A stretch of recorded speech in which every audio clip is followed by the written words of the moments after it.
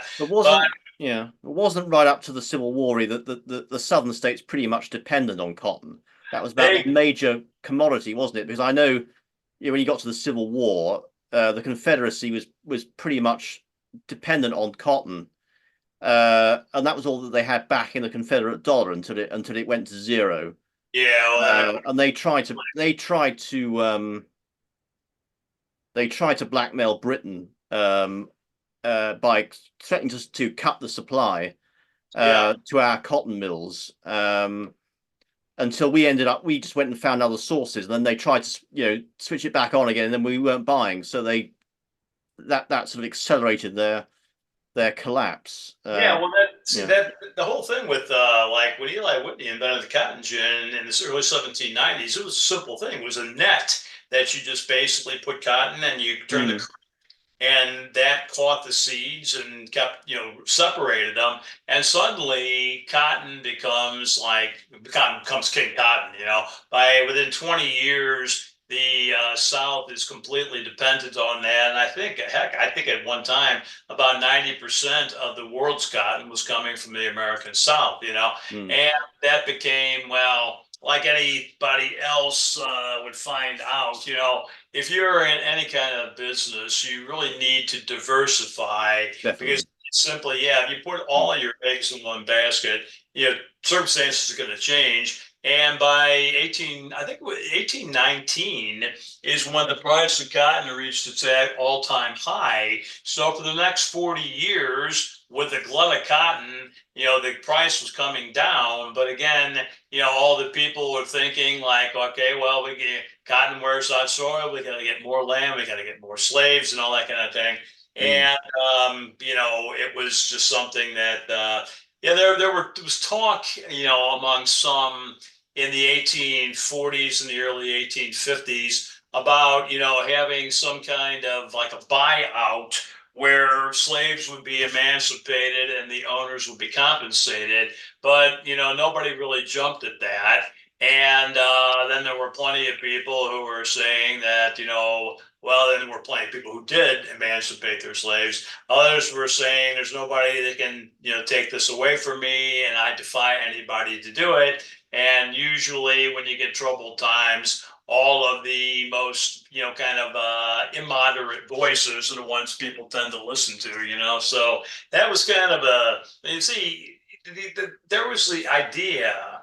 You see, Lincoln, when he won, the South had this completely irrational fear of Lincoln and what he could do as the president. Alexander Stephens, who became the Confederate vice president, he was a senator from Georgia.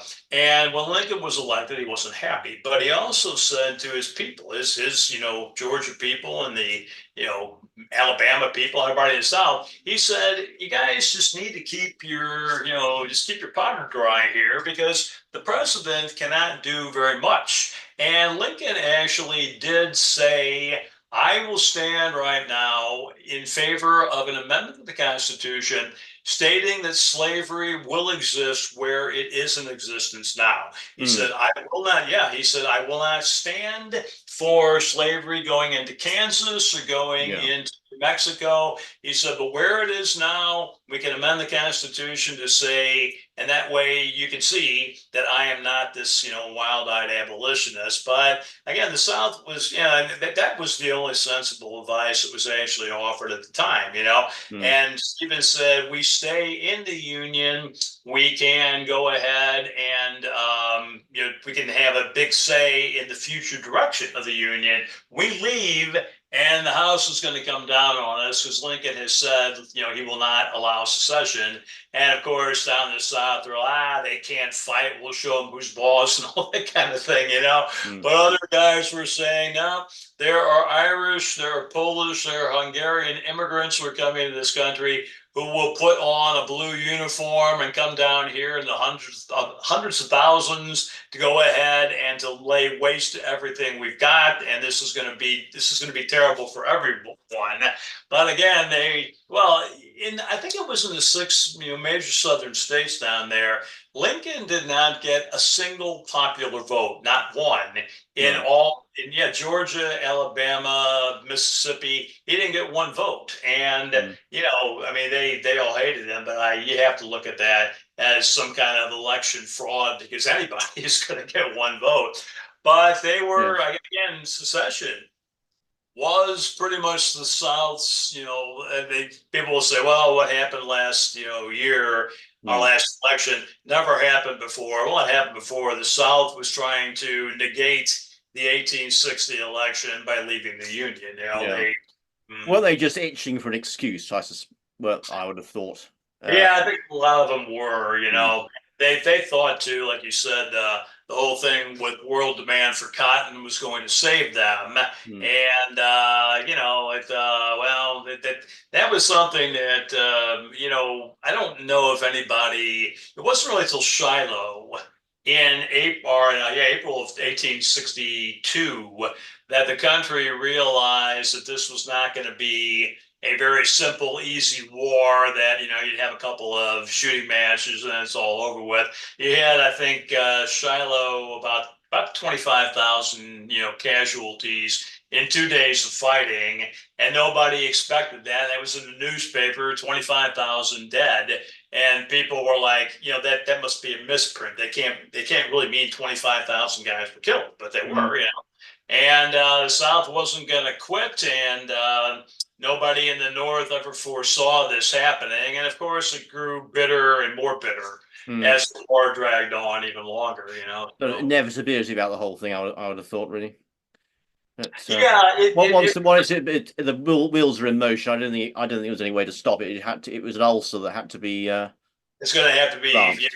decisive, one way Mm. or the other. And that was the kind of thing is that every time the North invaded Virginia up until 1864, they would invade. They'd be driven back with heavy losses. They'd lick Mm. their wounds. They come back again. They'd be driven back with heavy losses. And none of the guys actually commanding the Union forces in the East until Grant came in really had the stomach, for just seeing this thing through. Mm. And Ulysses S. Grant. Grant is the only American president who actually lived in St. Louis, so we know him pretty well out here, Oh, right. Okay. Yeah, but he actually took over the Union forces in, I guess it was in March of 1864, Mm.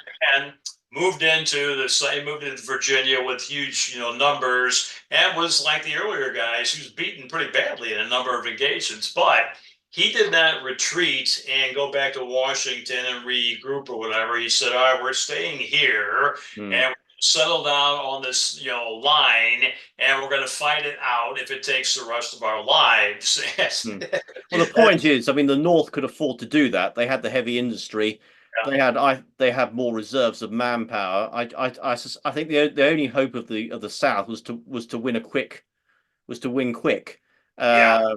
and perhaps um, tire out the North, or dissuade it from the desire to fight.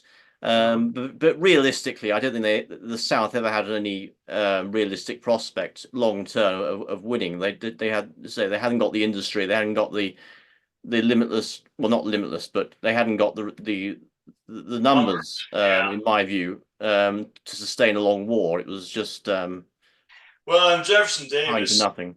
the Confederate president, he had decided to stand on the defensive when, after the first Battle of Bull Run in the summer of 1861, Stonewall Jackson told Davis, he said, "If you give me 20,000 troops, I will capture Washington tomorrow night." And he probably could have done that, Right. yeah. But Davis is like, "No, Oh, no, when no." was that? Sorry. That was in July of 1861. That was the first Okay. major clash of arms, So quite and early on then, before there was probably full mobilization. yeah, that was Yeah. when you got many troops who were pouring into Washington, and again they take them down into the countryside looking for the rebels, And that was, that was actually, you had a whole bunch of important congressmen and people coming out from Washington as though they were going to be watching like a football game or something, and a lot of these guys were, they were stunned when it's actually war, and guys are being blown to smithereens and stuff. And these like, congressmen are getting into their carriages, like, back to Washington as fast as possible. They said, "Hey, I Yeah. saw what But that happened out there wouldn't today." something as audacious as that though been in any event been rather hard to maintain logistically, given the range? Like, Yeah, see, there was like, again, whether Davis could have captured Washington or not, I mm, mean, Jackson, he said he could have, he might have been able to, but could he have held it, yeah, And that's what I'm thinking. that's, like later on, the South was making efforts to try to, to kidnap Lincoln and to hold him hostage. By doing that, they were admitting that they did not think anymore that they could force military victory. So maybe if you go ahead and you intercept, the other guy's, chief and hold him for ransom or something. And I don't think Lincoln would, even if he signed something saying, okay, I, Abraham Lincoln, do order my troops to surrender, he No. would say later on, no, that was under duress and we're backing off the whole thing, So that the South, they bit off more than they could chew, Definitely. Mm. yeah, and they didn't do they underestimated Lincoln too. They thought that, well, we will simply, when the Yankees come down here, we're going to go ahead and smack them around. They won't have any real heart for this, fair, and then they'll retreat back above the Ohio River, and then we've won the war. They didn't think that what Lincoln's talking about doing, blockading all the southern coastline, cutting off the southern states one by one, seizing the Mississippi and the Ohio River. They didn't think that could be done. And when it was done, they were like, damn, we didn't think they were going to be able to do this. But it was total war, and How they often do wars go to plan, though? Anyway, that's well, the thing. yeah, as they say about war, Mm. you go ahead and throw the war plans out the window 5 minutes after war is declared. Absolutely, definitely. So